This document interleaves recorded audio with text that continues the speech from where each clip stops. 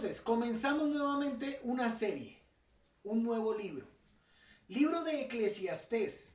Libro de Eclesiastés. Vamos a tener un contexto, vamos a tener unas preguntas. Libro de Eclesiastés, capítulo 1, versículo 1. Libro de Eclesiastés 1:1. Vamos allí, por favor, y vamos a leer. Recuerden que yo lo leo en la Biblia de las Américas. En la Biblia de las Américas. Dice así Eclesiastés 1:1, Biblia de las Américas. Palabra del predicador, hijo de David, rey en Jerusalén. Vanidad de vanidades, dice el predicador. Vanidad de vanidades. Todo es vanidad. Palabras del predicador. O sea, un hombre que habla en la reunión o en una asamblea, en una eclesía. Lo que tenemos frente a nosotros, ese predicador, ese Eclesiastés, es el nombre de un libro del Antiguo Testamento que a veces también se llama Coelet, que es su forma hebrea. Cuando leemos en la palabra, y mira cómo comienza, que me gusta mucho, cuando dice vanidad de vanidades, es un hebraísmo, dos palabras conectadas. Así como cuando nuestro Señor dice Rey de Reyes, o cuando dijo de cierto te digo. Esto es un hebraísmo, que significa lo máximo de lo máximo. Por ejemplo, cantar de los cantares, el máximo de los cantos. De todos los cánticos que contiene la Biblia, cantar de los cantares es el máximo. Pero me gusta cuando dice Eclesiastés, Coelet. ¿Quién es este Coelet? Bueno, realmente tiene un significado aproximado a señor, a maestro. Es la raíz verbal que significa reunir. Háganme un favor, llamen a Coelet. ¡Ey! Vamos, vamos!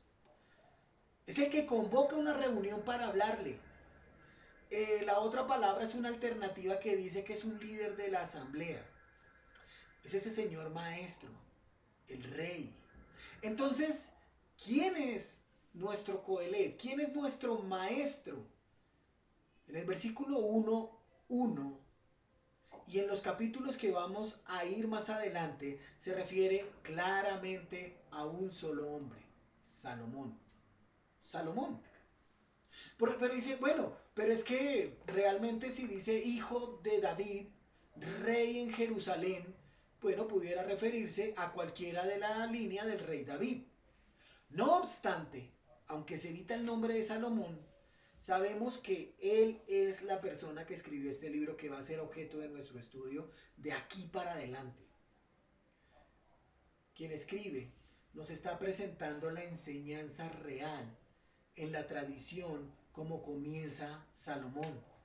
Pero él se resiste a reclamar. Él no se presenta, mire, mucho gusto, mi nombre es Salomón. No, no, no, no, no, no, no, no, no. ¿Cómo comienza? Dice, palabras del predicador, hijo de David, rey en Jerusalén. Pero ¿qué tenemos frente a nosotros? ¿Qué es lo que vamos a ver nosotros a raíz de ese vanidad de vanidades? Todo es vanidad. Lo primero que nos advierte, como todo el Antiguo Testamento, es el Evangelio. Evangelio.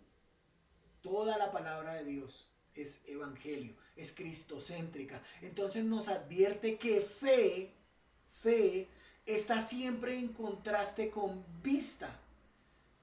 Y no nos proporciona, ojo con esto, no nos proporciona un atajo para entender plenamente los caminos de Dios.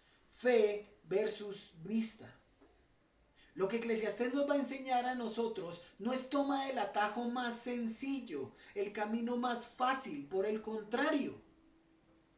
También tenemos frente a nosotros un libro poético de la Biblia, bastante filosófico, y ojo con esto, muy pesimista, muy pesimista. Porque esto era muy común dentro de la literatura de la sabiduría del antiguo cercano oriente. Es más, me puse a indagar y hubo un libro que se llamaba así, literatura pesimista. Sin embargo, Eclesiastés es su único ejemplo en la palabra de Dios. Eclesiastés es pesimismo. Es esa tendencia a ver las cosas en su aspecto más desfavorable y negativo. ¿Por qué le pasan cosas malas a gente tan buena? ¿Pero por qué? ¿Por qué a mí, Señor? Así se siente Eclesiastés, el Coelet, con una diferencia. Ojo con esto, hay una enorme diferencia entre los escritos cualquiera que sea pesimistas a este Eclesiastés. Esos libros eran fríos, sensuales y desprovistos de cualquier nota de esperanza. En un diálogo de pesimismo, así se llamaba una obra babilónica, algunos dicen que van viendo filosofías o historias de pueblos antiguos como los epicúreos, como los estoicos, que eran personas que creían en muchas corrientes filosóficas. Nosotros no creemos en corrientes filosóficas, nosotros somos teocéntricos. Lo cierto es que lo que la Biblia le apunta con este libro es a nuestra vida espiritual. Siempre nos va a enfocar a lo espiritual y eso no va a cambiar. Lo que está haciendo nuestro Coelet es hablarnos de vanidades. Todo es vanidad. Todo. Y eso es algo muy importante. Porque Eclesiastés a veces suena como eclesiástico, como si fuese una asamblea, como si fuese un clérigo. Porque es un llamado que se nos hace el día de hoy y por eso su nombre es Eclesiastés, porque este libro hoy grita más fuerte: escuchen lo que tengo para decir, la sabiduría clama en las plazas. El escritor fue Salomón, no hay tela de duda, hijo de David, rey de Israel. ¿Cuándo lo escribió? Bueno, el cuándo está fechado más o menos entre el 940 y el 931 antes de Cristo, que fue más o menos en el periodo final de este rey, de Salomón. Recordemos una cosa. El segundo libro de Samuel a nosotros nos enseña que el pueblo exigió un rey. Su primer rey fue Saúl. Y Dios le dijo a Samuel: no te han desechado a ti, sino que a mí me han desechado. Y Saúl fue un medio de justicia para el pueblo de Israel por haber hecho lo que no le agradaba. Sin embargo, Dios se proveyó de rey y nombró a David, un hombre conforme al corazón de Dios. Y David tuvo un pecado enorme, enorme, grande, que fue no ponerle cuidado a su casa. Fue un gran rey, fue un gran salmista, fue un gran hombre de Dios, fue un gran pastor, fue un gran amigo, pero fue un mal padre. Fue un mal padre. Y ese ejemplo no lo quería Eclesiastés, ese ejemplo no lo escribe Salomón. Salomón escribe este libro cuando se había recobrado, cuando se había recuperado de su alejamiento espiritual siendo ya viejo. En Proverbios estaba más cerca de Dios y más joven. Pero en Cantar de los Cantares estaba aún más joven, aún más cerca de Dios. Aquí se escribe cuando había regresado a su relación con Dios sanamente. No sabemos para quién escribió este libro, pero me encanta pensar que este libro fue escrito para su hijo Roboam. Roboam. Genial. Hijo mío, mi querido Roboam, tú vas a ser mi sucesor. Y por eso te digo que vanidad de vanidades, todo es vanidad. Un mensaje para su hijo, para que él no caiga en los mismos errores de su padre. Muy bonito, sí, es cierto. También se escribió a todos los jóvenes de Israel. Recordemos que Roboam se acercó a los ancianos del gobierno pidiéndole un consejo, y el consejo dado por ellos dijo: no me gusta. Pero se acercó a los jóvenes y ese consejo sí le gustó. Hoy vivimos en ese mismo despertar. La juventud tiene en sus manos las decisiones de gobierno. La pregunta es: ¿son buenas? ¿Son sensatas? ¿Son acorde a la palabra de Dios? También se cree que el libro de Eclesiastés fue escrito para advertir a los incrédulos, un escrito sagrado que al leerlo razonen sobre la vida a los que no creen, a los que dudan, a los que dicen, ¿será que sí? ¿Será que no? Lo maravilloso es que este libro lo lee un incrédulo y se da cuenta del pesimismo de un hombre que confiando en Dios decidió alejarse de él y dijo, no, yo tengo que escribir esto, yo tengo que escribirlo, porque aquella persona que está cerca del corazón de Dios no se puede alejar, porque vanidad de vanidades, todo es vanidad. Pero ¿saben? Este libro también es para nosotros los creyentes, hoy siendo 24 del mes 7 del año 2022. Aquellos que como primera medida no están consagrados y se dejan llevar por situaciones, cosas, personas. Aquellos que saben que Dios está en el asunto, pero que no confían en un Dios soberano que gobierna. Para aquellos que deben seguir adelante pasando pruebas, dificultades. En ese orden de ideas, este libro nos va a ayudar a entender una sola cosa: el Evangelio de Jesucristo. Damas y caballeros, bienvenidos al libro de Eclesiastés. Un libro lleno de pesimismo. Un libro lleno de un hombre que sabía que todo era vacío, que todo era vano. Muy bienvenidos a este libro que nos va a abrir las puertas del Evangelio de Jesucristo. ¿Cuál es el contexto de este libro? La clave para entender Eclesiastés es que el hombre pecó. Allá en Génesis 3 dice la Biblia que la serpiente era más astuta y le dijo a Eva, Eva, con que Dios te ha dicho. Pero ¿sabe por qué Dios te dijo eso? Porque no quieres que tú alcances el mismo nivel de sabiduría que Él. Y el hombre pecó buscando una sabiduría mejor que la de Dios. Y toda su vida, de ahí en adelante, está fundada en algo vacío, sin sentido. Cuando el argumento de la serpiente fue aceptado y o racionalizado por Eva, ella vio que era codiciable para adquirir sabiduría. En el momento en que ellos comen del fruto, ellos desprecian la sabiduría de Dios. Y al despreciar la sabiduría de Dios, valoran su propia sabiduría. Y por ello es que Salomón puede decir, vanidad de vanidades, todo es vanidad. Eclesiastés es el argumento del hombre sin Dios. Como el hombre construye su futuro sin Dios. Todo lo que el hombre sin Dios raciocina son simples argumentos propios. Pero es que yo no le hago mal a nadie, me tiene que ir bien. Me voy a esforzar en mi trabajo, tengo que alcanzar metas.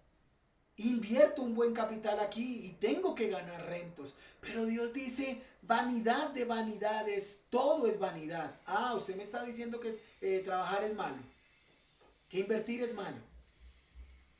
Eclesiastés dice, miren, ¿sabe qué? Cuando se hace todas estas cosas sin Dios, suceden dos cosas. Primero, nunca se estará satisfecho, nunca se estará contento y jamás de los jamases habrá un límite. Primera cosa de lo que hace el hombre sin Dios. Segunda cosa, que cuando no se alcanza la meta, se frustra, se amarga y se acaba la vida. Salomón fue un hombre tan sabio, pero tan sabio, que cuando llega al trono, él le dice, Dios mío, solamente te voy a pedir dos cosas, sabiduría e inteligencia, ciencia y sabiduría. Sabiduría es el conocimiento, pero es la capacidad de tomar las decisiones correctas. Y la ciencia se refiere a esa capacidad de obtener ese conocimiento. Salomón, Eclesiastés, pidió lo principal para gobernar. Y cuando él se da cuenta que todo esto, sin Dios, no es más que vanidad de vanidades, dijo, no, no quiero esto. Mejor vuelvo a la fuente, que es Dios. Pero ¿qué otra cosa vamos a ver en el libro de Eclesiastés? Y esto es muy importante. Que aunque nunca se disputa la existencia de Dios, que otorga significado a su creación, Eclesiastés se muestra decidido a descubrirlo a través de su propia experiencia y observación, de manera que él pueda verificarlo y transmitirlo a sus discípulos. Maravilloso, él ya lo tenía todo. Eclesiastés no era un vaciado. Eclesiastés tenía sabiduría. Eclesiastés lo tenía todo. Pero él dijo, ¿sabe qué? A través de mi experiencia, a través de mi vida, a través de mis cosas, a través del yo, voy a descubrir a Dios. Y llegó a una conclusión. Y eso es lo que nos va a decir a nosotros Eclesiastés. Porque lo siguiente que vamos a ver es que el fracaso del predicador a la hora de hallar algo de valor permanente en las cosas de este mundo nos enseña a nosotros que vivimos en estos tiempos de codicia, materialismo, egolatría, egoísmo, a concentrarnos en las cosas de arriba. Voy a ir por un momento a Colosenses. Voy a ir a Colosenses, capítulo 3, versículo 1. Colosenses, capítulo 3, versículo 1. Dice así la palabra de Dios en Colosenses 3:1. Si habéis, pues, resucitado con Cristo, buscad las cosas de arriba, donde está Cristo sentado a la diestra de Dios. Buscar las cosas de arriba. Tenemos que basarnos en las cosas de arriba, porque en este mundo, vanidad de vanidades, todo es vanidad. Es un libro donde se nos da un concepto que no se encuentra en el resto de la Biblia. Hay que estudiar el libro desde diferentes ángulos y eso es lo que nosotros vamos a hacer. Hay que estudiarlo. Hay expresiones que nos ayudan a ver, oiga, Eclesiastés, ¿usted por qué está diciendo eso? ¿Por qué está diciendo eso? Tenemos frente a nosotros 12 capítulos. Pero uno encuentra en varios capítulos cosas extrañas, cosas que realmente chocarían con la totalidad de la escritura. Mire, por ejemplo, Eclesiastés 7:16. Voy a leerlo en la versión Dios habla hoy. Eclesiastés, capítulo 7, versículo 16. Mire lo que dice. No hay que pasarse de bueno, ni tampoco pasarse de listo. ¿Para qué arruinarse uno mismo?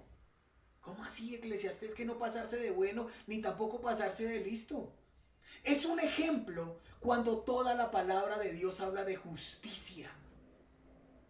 Si una persona toma este solo versículo y dice, no, entonces yo para qué soy bueno, pues para qué me paso de listo, me voy a arruinar.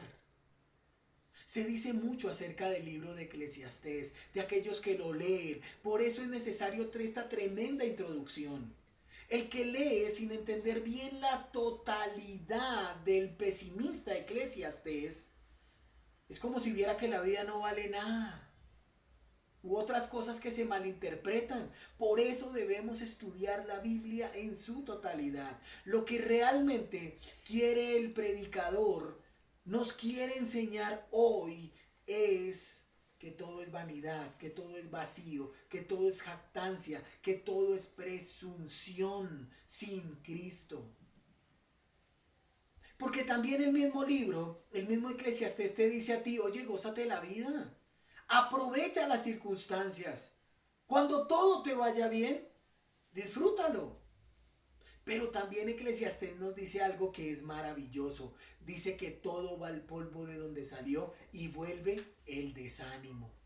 Venga, un momento. Pero primero me está diciendo que para qué vivir la vida de esa manera. Luego me está diciendo que disfrute todo. Y ahora me está diciendo que todo vuelve al polvo. No entiendo. Es algo que tenemos que mirar paso por paso. ¿Saben por qué? Porque es que Eclesiastés dice una palabra que así como vanidad de vanidades se repite, también se repite mucho. Y dice, debajo del sol. Debajo del sol. Sí, debajo del sol. Mira Eclesiastés 1:3. No lo vamos a estudiar, pero realmente mira lo que dice Eclesiastés 1:3. ¿Qué provecho recibe el hombre de todo el trabajo con que se afana bajo el sol? Y esta frase se repite. Y es muy importante porque es un hombre que está debajo del sol. ¿Dónde te encuentras tú en este momento? Y tu respuesta tiene que ser debajo del sol. Eclesiastés está razonando acerca de la vida, viendo todo lo que pasa, y esto marca un contraste con las realidades que están más allá del sol. Lo cantamos, más allá del sol yo tengo un hogar, hogar, bello hogar, más allá del sol. Pero Eclesiastés habla de lo que hay debajo del sol, pero no habla de lo que hay más allá del sol, donde está el trono de Dios. Habla de la realidad de este mundo, de lo que hay aquí. ¿Qué provecho saca el hombre de tanto trabajar en este mundo? Sale el sol, se oculta el sol y vuelve pronto a su lugar. ¡Qué rutina! ¡Qué terrenal, mi querido Eclesiastés! ¡Qué rutina por la que estás pasando! Y muchos hoy de nosotros estamos viviendo una rutina. Sale el sol, se oculta el sol y vuelve pronto a su lugar para volver a salir. ¡Qué rutina!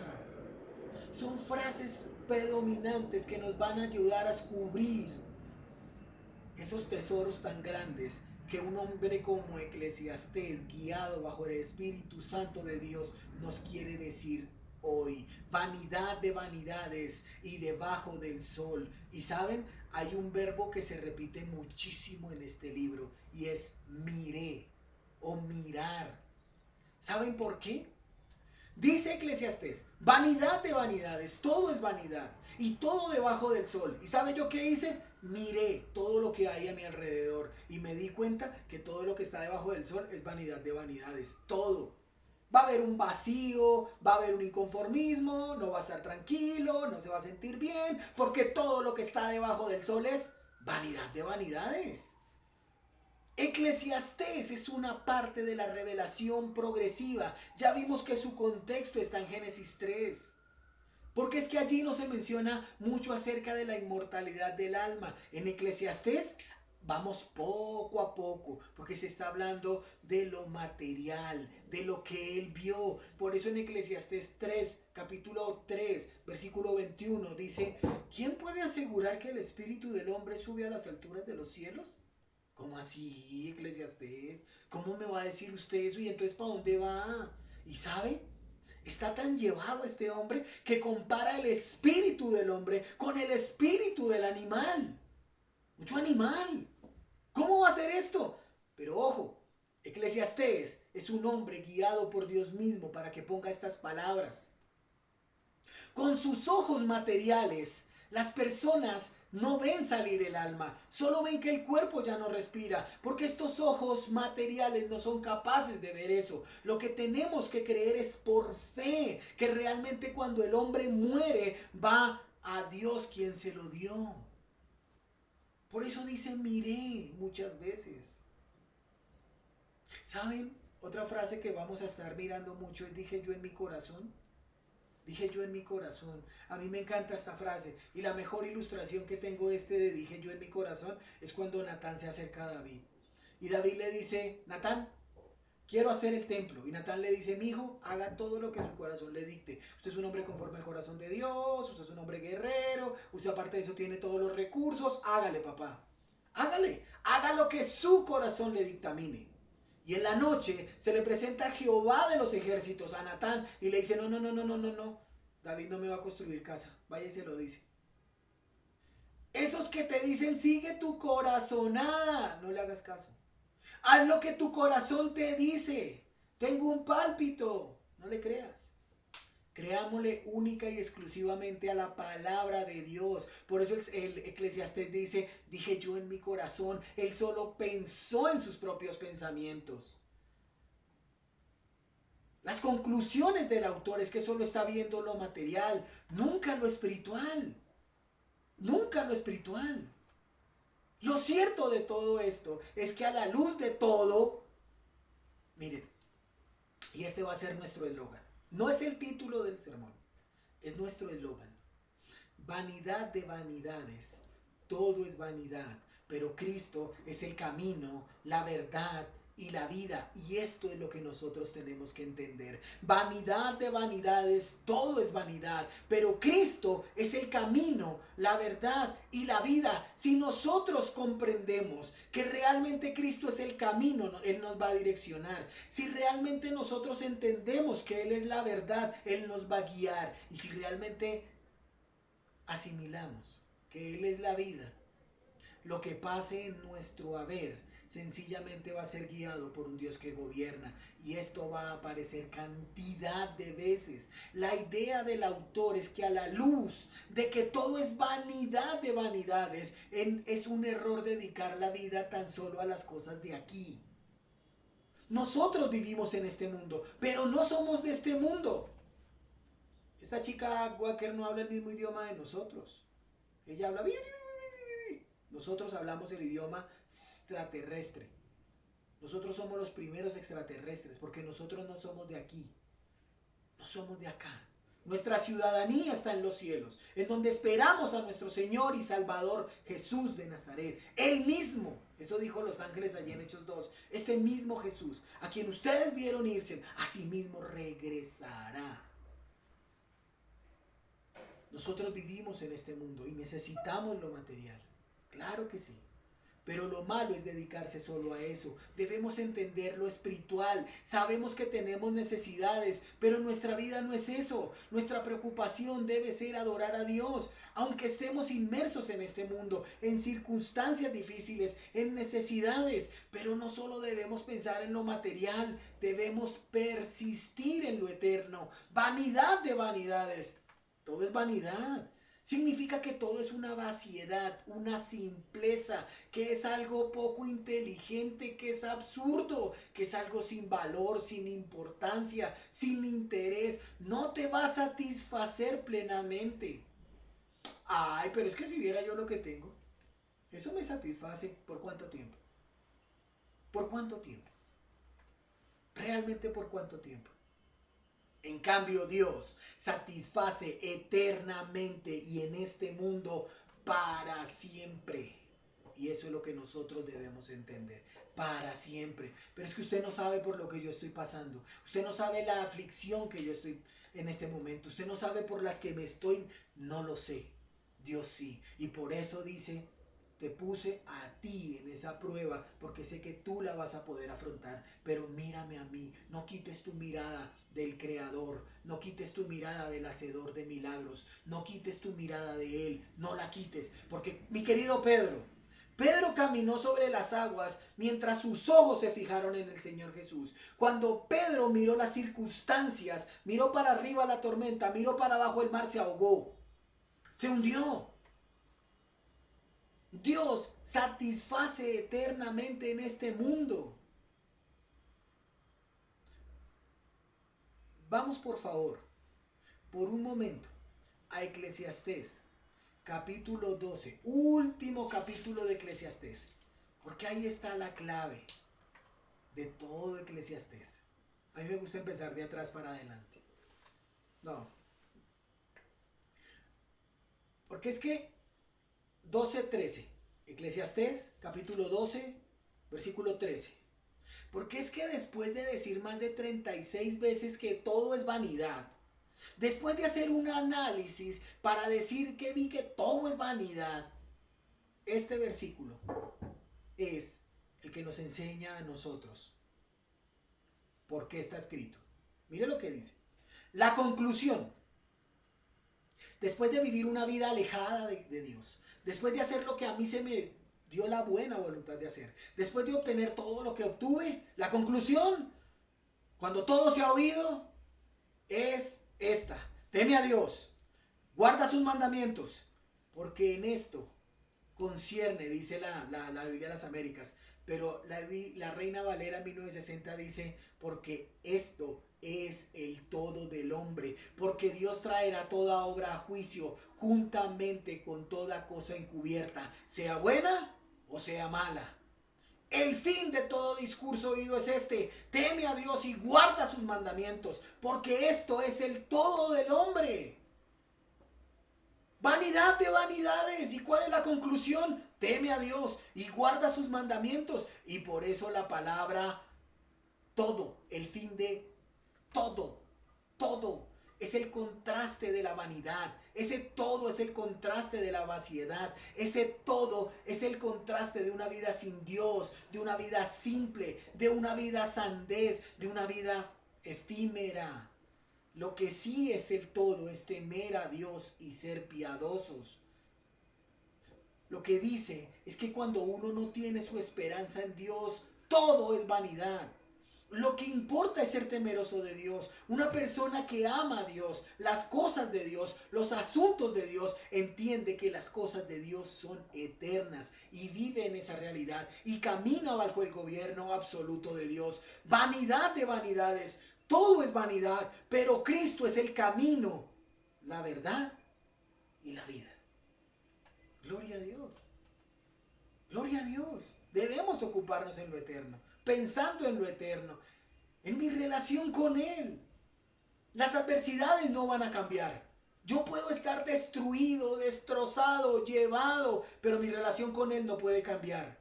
Porque Él es el importante. El fin de todo el discurso es teme a Dios. Eso sí vale. Todo lo demás es vacío. Nunca satisface. Pero cuando uno es temeroso de Dios y se dedica a Dios, uno se da cuenta que todo vale la pena y que todo tiene un propósito.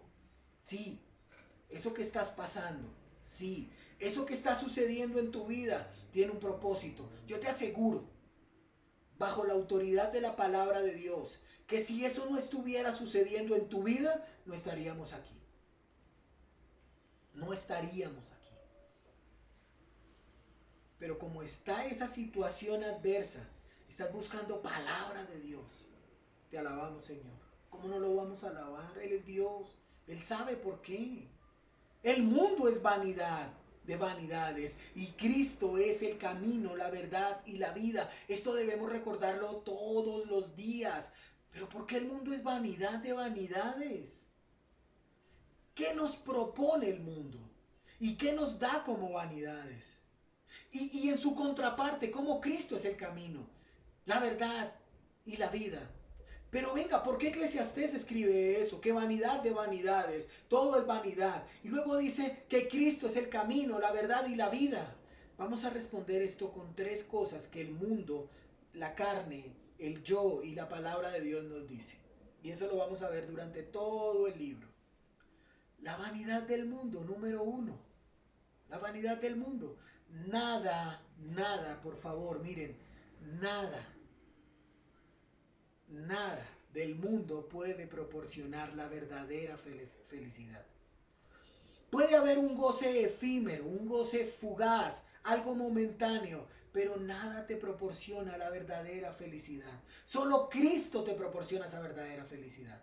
Número 2, la infamia, la bajeza del pecado. El pecado nos hace miserables, desdichados, infelices. El mundo es vanidad de vanidades, pero Cristo es el camino, la verdad y la vida. Uno a veces, mira, Judas se tiró al palo incorrecto. Ah, o sea que Judas se pudo haber salvado. No, pero se tiró al madero incorrecto. Cristo tiene perdón total. Cristo nos da confianza total. Cristo nos llama hoy. Ven, ven. No estás solo, no estás sola. No, no temas. Yo estoy contigo. No desmayes porque yo soy tu Dios. Que te esfuerzo. Siempre te ayudaré. Y te sustentaré con la diestra de mi justicia. Dice el Señor. El pecado nos hace miserables. Pero si confesamos nuestros pecados, Él es fiel y justo para perdonar nuestros pecados y limpiarnos de toda maldad. Número 3, la sabiduría, que es lo más íntimo y lo más esencial de esta religión verdadera, que nos da una sólida satisfacción cuando obedecemos al Señor. Una relación correcta con Dios por medio del Señor Jesucristo, de su obra y el conocimiento de su palabra de manera correcta. Número 1, el mundo no te ofrece nada. Número 2, soy un pecador. Pero número 3, Cristo te dice a ti, el que a mí viene, yo no le echo fuera. Eclesiastés es un sermón penitencial porque en él Salomón lamenta su propia necedad. Ya había hecho muchas cosas que no eran buenas. Él pretendió encontrarse con la satisfacción verdadera en las cosas de este mundo. Y eso incluía no solo lo que hizo. Mire, este hombre tenía jardines, estanques, monumentos, oro, plata, riquezas, animales, negocios. Es más, los principios de la administración, de la verdadera administración, los vamos a ver en Eclesiastés. Eso hizo. Pero también tuvo mujeres, fama, reconocimiento, sabiduría, inteligencia. Aquí no está hablando alguien con necesidades. No está hablando un pobre. Por el contrario, está hablando alguien que lo tenía todo. Placeres. Y también placeres prohibidos en la Biblia. Tenía pecados. Pero lo que realmente encontró Eclesiastés, el predicador, fue amargura. Amargura, aflicción, pena, dolor, sufrimiento. Horrible. Horrible. Los placeres son efímeros y momentáneos, pero saben, luego este hombre regresó a Dios, regresó al camino, regresó a la palabra, porque era de los reyes que tenían que escribir la palabra de Dios. Eclesiastés dijo, no, ya lo tengo todo. Y hoy muchos de nosotros decimos, no, ya lo tengo todo. Y en verdad no tiene nada, no tiene nada. Sin Cristo no tienes nada, nada. Aunque lo tengas todo, no tienes nada. Y eso dijo Eclesiastés. La caída de Salomón es una prueba de la debilidad de la naturaleza humana, aún del hombre más sabio. Porque la Biblia habla de la sabiduría de Salomón. El Señor Jesucristo habló de su sabiduría. Mira lo que dijo el Señor Jesucristo allí en Mateo capítulo 12, Mateo 12, 42.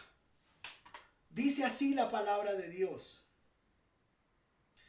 La reina del sur se levantará en juicio con esta generación y la condenará, porque ella vino de los fines de la tierra para oír la sabiduría de Salomón. Y he aquí, más que Salomón en este lugar.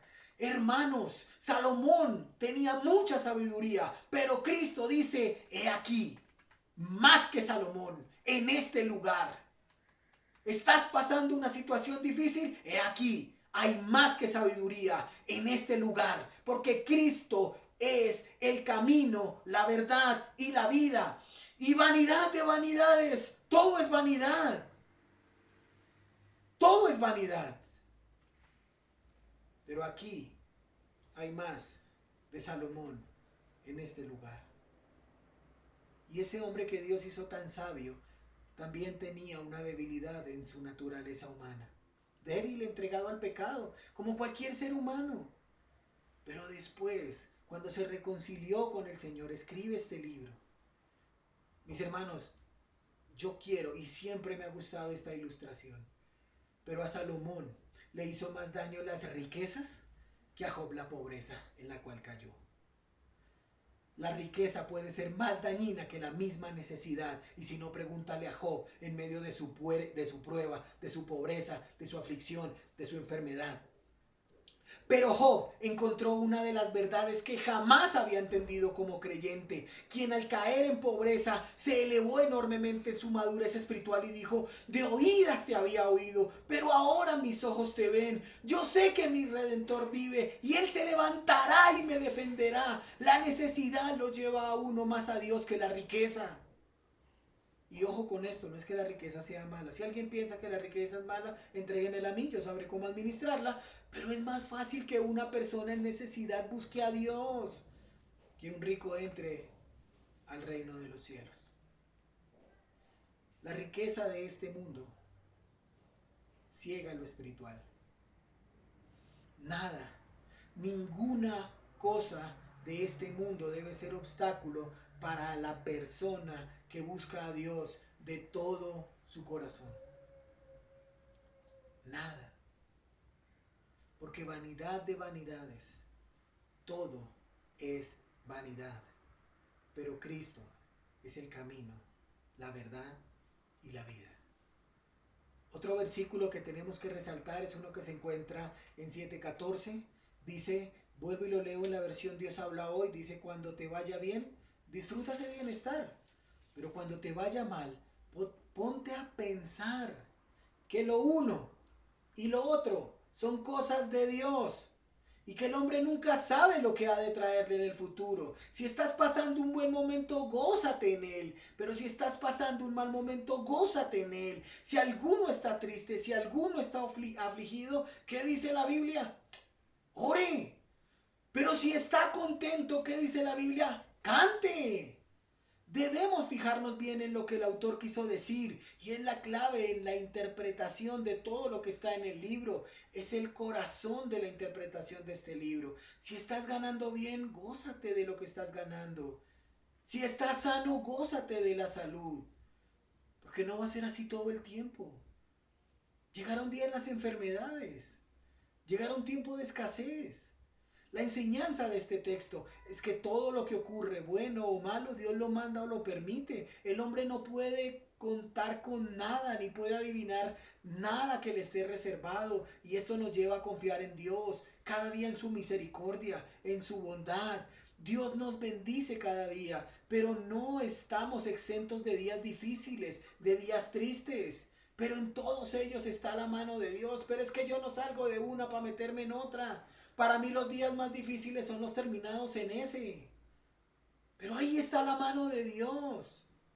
Hoy estamos bien, mañana no sabemos y nadie nos puede decir lo que traerá el día de mañana. Debemos recordar que nuestra ciudadanía es celestial y que más allá del sol, nada cambia. Todo será gozo. Pero mientras que estemos aquí, debemos gozarnos y hacer feliz a los demás. Dios ha hecho este mundo para que nadie sepa qué sucederá mañana. Gloria a Dios. Me sujeto a tu bondad, me sujeto a tu voluntad. Uno no sabe el día de nuestra muerte y gracias a Dios por eso. Eso solamente lo sabe el Espíritu de Dios. Mucha gente dice que este libro es pesimista, pero ¿saben? Dios nos dice que vivamos felices cuando sea el momento. Y cuando llegue el día contrario, debemos vivirlo también, que lo soportemos confiados, en que Dios está con nosotros, en que Él te va a sustentar, en que Él te va a estar ahí. Mire, hoy hay religiones que solo quieren y dicen aquello que es contrario a la Biblia. Todo el mundo debe ser sano, todo el mundo debe prosperar. Todo el mundo debe, mire, si está en enfermedad es porque tiene un pecado oculto. Pero aún los problemas y las dificultades permiten que los creyentes crezcamos y maduremos. Detrás de cada cosa que hacemos, según el libro de Eclesiastés, debemos entender que solo Dios sabe plenamente si día a día vamos a tener éxito o fracaso. Por favor, tenemos que vivir bajo la gracia de Dios todos los días. Es esa sombrilla que nos protege de las adversidades. Pero tenemos que creer que su gracia es mayor. Su gracia es mayor. Confía de todo corazón en el Señor y no en tu propia inteligencia. No es malo ser prudente y planificar. No es malo tener ideas y ponerlas en acción, pero debemos apoyarnos en Dios. Eso es lo que nos dice a nosotros el libro de Eclesiastés. Y eso es lo que vamos a hacer. El punto principal es reconocer la voluntad de Dios en todo lo que pasa en esta tierra. Punto. Ya está. Dios es absoluto. Él es ilimitado, sin restricciones, completo, total. Y nosotros tenemos que confiar siempre en su misericordia. Mis hermanos, a Él nada se le escapa. Y no le rinde cuentas a nadie. Nada se le escapa y no le rinde cuentas a nadie. La conclusión del libro de Eclesiastés es: vive por fe, obedece a Dios y Él se encargará del resto. Palabras del predicador, hijo de David, rey en Jerusalén. Vanidad de vanidades, dice el predicador. Vanidad de vanidades, todo es vanidad. Y recordemos algo: si la Biblia dice o nos repite tantas cosas, es porque es muy importante. Y aquí dice 5 veces, vanidad, de vanidades, vanidad, todo es vanidad. 5 veces nos lo repite. Y es para que nosotros le pongamos mucha atención a eso. Vanidad, vanidades, vanidad, vanidades, vanidad.